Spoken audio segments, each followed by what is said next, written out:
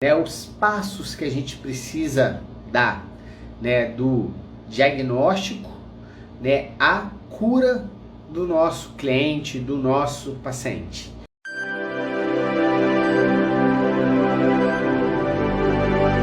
Parte, né, da importância de, muitas vezes, essa jornada do diagnóstico à cura, né, ela começa antes mesmo do nosso cliente, do nosso paciente, né, ele falar pra gente o que trouxe ele no nosso consultório, o que trouxe ele fazer uma sessão com a gente, mesmo que seja uma sessão online, né, isso que para mim é maravilhoso, pelo menos para mim em particular, trabalhar de maneira online, ter liberdade geográfica, né, eu amo o que eu faço, que além de estar ajudando, eu posso trabalhar de maneira online e ajudar pessoas de qualquer lugar do mundo, né. Hoje ser um agente de cura não tem fronteiras, né, não tem mais as fronteiras físicas. Então antes mesmo do meu cliente chegar para mim e falar o que ele veio fazer, né, o que ele veio buscar a minha ajuda, eu já preciso criar rapport com ele. Eu preciso criar essa conexão. Então o início dessa jornada do diagnóstico à cura começa com a conexão, com o rapport. Depois ela passa por uma avaliação precisa. A gente falou na primeira parte, né, o quanto é importante, né, a gente fazer uma avaliação precisa e a gente não se contentar apenas com o sintoma que o nosso cliente traz pra gente. E isso é fundamental, né? Eu não posso me contentar apenas com aquele sintoma, tá? Eu preciso fazer uma avaliação precisa. Por quê? Porque nós, agente de cura, e eu falo nós porque eu sei que os meus alunos estão aqui, né, pra gente poder trabalhar de maneira eficaz, a gente não trata o sintoma, a gente trata o doente. A gente trata o indivíduo que tem uma história, que tem uma experiência ali, que tem uma vivência. Então eu não posso me contentar apenas com o sintoma que ele me traz, né? Eu preciso investigar esse sintoma, eu preciso investigar a origem desse sintoma, né? Então, como eu falei, não sei se você sabe, né? E coloca aí, uma dor no ombro, ela é unicamente do ombro ou essa dor do ombro, ela pode, né, ser de outro local? Existe algum outro local que pode me dar uma dor irradiada uma dor no ombro, né? Uma dor irradiada para o ombro, ou a dor no ombro é só uma dor do ombro, né? E se por acaso você olha o ombro e a pessoa chega com dor no ombro e você trata apenas a dor no ombro, muitas vezes se você ainda não teve resultado, porque você não está fazendo uma avaliação precisa, você não está fazendo uma avaliação eficaz, você não está indo lá na causa raiz.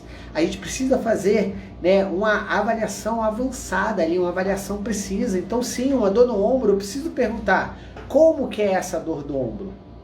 Essa dor no ombro, ela se manifesta em repouso? Então muitas vezes uma dor no ombro que se manifesta em repouso não é do problema do ombro, da articulação do ombro. Muitas vezes pode ser uma dor visceral, uma dor irradiada. Então só para você poder compreender, por exemplo, se eu tenho uma dor no ombro direito, essa dor no ombro direito ela pode estar sendo irradiada pelo ápice do pulmão direito, ela pode estar sendo irradiada pelo fígado. Eu posso ter outras estruturas que me dão uma dor no ombro. E aí quando eu vou fazer a abordagem, eu preciso perguntar se tem outros sintomas associados. Olha só, se uma pessoa fala que ela tem uma dor no ombro direito, tá? Mas ela também tem colesterol alto, ela também muitas vezes tem ali, quando come gorduras, né, come frituras, né, ela pode sentir uma dor epigástrica, por exemplo, né, ou ela muitas vezes, né, pode ter enjoos, pode ter ali, né, mal-estares ali, ou às vezes até dores de cabeça, dependendo do alimento que ela tem, aquela dor no ombro pode ter sido por um problema de fígado que ela está tendo. Então eu preciso perguntar se a dor no ombro daquele meu cliente, né, ela dói com algum movimento, se ela agrava com algum movimento. Então às vezes essa pessoa ela vai falar, Rodrigo, eu tenho dor no ombro, mas ó, se eu rodo a cabeça para cá, essa dor piora. Ou se eu inclino a minha cabeça para o ombro, a minha dor piora.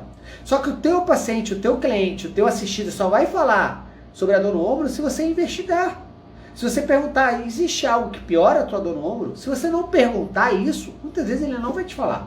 E às vezes ele vai falar, ó, quando eu faço esse movimento aqui, ó, a dor do ombro piora. Quando eu faço esse movimento, é movimento de que região, gente? Cervical. Então, quando eu for trabalhar, abordar, mesmo que sejam as questões emocionais, eu vou ter que abordar as questões emocionais que estão relacionadas à cervical. Onde muitas vezes aquela pessoa está no conflito de se sentir impotente, desvalorizado. Se ele faz esse movimento aqui, gente, e ele sente uma fisgada, isso muitas vezes mostra que é algo mecânico.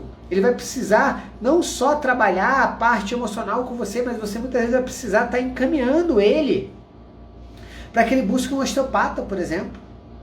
Ou se você é um osteopata, você já sabe que você vai ter que fazer uma avaliação ali, naquelas estruturas, ver se tem algum osteófito ali, né, que esteja comprimindo um forame, que quando ele diminui a luz desse forame, a dor aparece. Você já vai ter que trabalhar com outras técnicas, e não só com essa abordagem.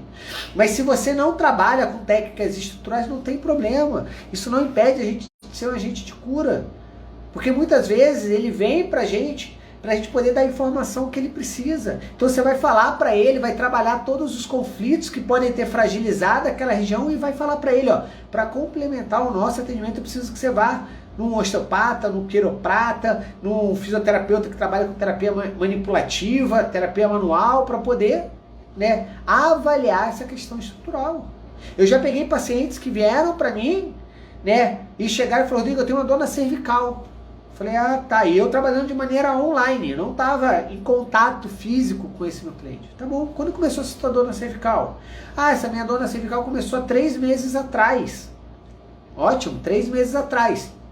Eu já liga para minha luzinha, né, dor na cervical é fase resolutiva, né, e 3 meses atrás, então, ela resolveu aquele conflito, ela diminuiu a massa, ela saiu daquela situação onde ela muitas vezes estava se sentindo submissa, aonde muitas vezes ela estava se sentindo impotente, ou muitas vezes ela queria poder olhar nos olhos de uma outra pessoa, mas ela tinha vergonha, ou ela achava que ela não devia olhar, e por isso que ela estava tendo dor na região cervical. Só que não era esse conflito da minha cliente, né? E aí eu precisei fazer a pergunta para ela, de que tá bom, mas o que aconteceu há 3 meses atrás? Você teve algum trauma? Você teve algum acidente? Você passou por algo? E ela falou, sim, 3 meses atrás, Rodrigo, eu tive um acidente de carro. Eu bati na traseira de um carro, meu carro é um carro grande, era um carro SUV, o carro dela era uma Pajero, ela falou. Eu bati na traseira de um outro carro menor. No meu carro não aconteceu muita coisa, né? O outro carro amassou, mas tá tudo bem. Falei, mas você buscou algum médico, alguma coisa? Você foi no hospital? Não, né? Como não amassou nada no meu carro, né? Eu, né, não fui no hospital, né? E não tive dor na hora. A minha dor, ela começou a surgir no outro dia. Só que ela teve ali um trauma, ela fez um movimento de chicote cervical, que a gente fala. Né? E eu falei para ela, eu entendi. Né? E você, né, passou por alguma situação onde você muitas vezes, né, estava se sentindo submissa, estava se sentindo desvalorizada e que há 3 meses atrás você já não estava mais passando por uma situação assim? E aí ela chegou para mim e falou, não, para mim estava tudo bem, há 3 meses atrás não passei por nenhuma, não resolvi nenhuma situação de impotência, não me sentia impotente. Anotem aí, né, dor na cervical, nos primeiros graus de movimento cervical, dor intensa, nos primeiros graus, a pessoa nem conseguiu aqui, ó, inclinar, só o fato de fazer esse pequeno movimento aqui, ó, quase com o queixo só, que é